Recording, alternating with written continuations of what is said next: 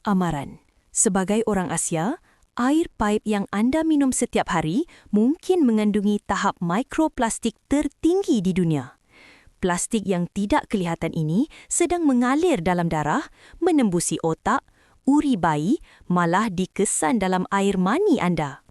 Jangan sangka air botol itu selamat. Sebotol air mungkin mengandungi ratusan ribu nanoplastik. Ia bertindak seperti bom jangka mikro di dalam badan yang mencetuskan keradangan kronik, malah boleh merangsang sel menjadi kanser. Tetapi, siapa sangka penyelamat anda adalah sesuatu yang paling anda benci, iaitu kerak air atau mendapan putih.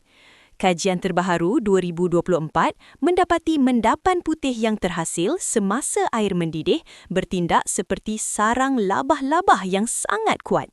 Ia memerangkap mikroplastik dan mampu meningkatkan kadar penyingkiran sehingga 90%.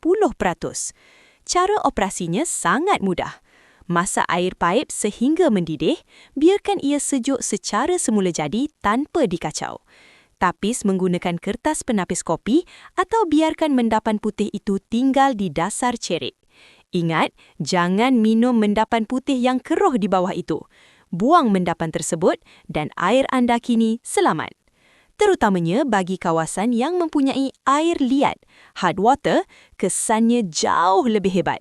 Satu langkah kecil ini mampu menyelamatkan seluruh keluarga daripada makan plastik. Ikuti saya, jom rungkai formula kehidupan.